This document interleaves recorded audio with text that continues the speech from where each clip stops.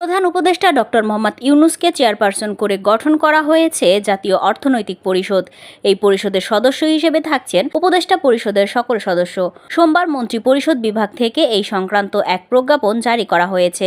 প্রজ্ঞাপনে জানানো হয়, পরিষদকে সহায়তা দানকারী কর্মকর্তা হিসেবে থাকছেন মন্ত্রিপরিষদ সচিব, মুখ্য সচিব, বাংলাদেশ ব্যাংকের গভর্নর, পরিকল্পনা বিভাগের সচিব, পরিকল্পনা কমিশনের সদস্যরা এবং সংশ্লিষ্ট মন্ত্রণালয়ের বিভাগের সচিবেরা।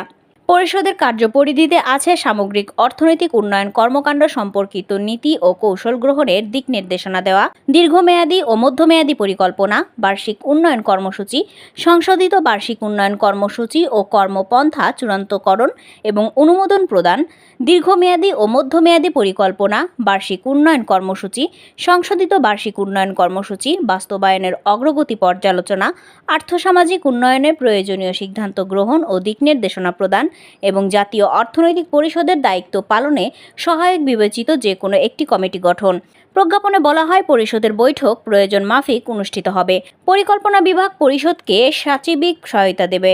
এ বিষয়ে মন্ত্রিপরিষদ বিভাগের 18 জানুয়ারি জারি করা প্রজ্ঞাপন বাতিল করা হয়েছে বলেও জানানো হয়।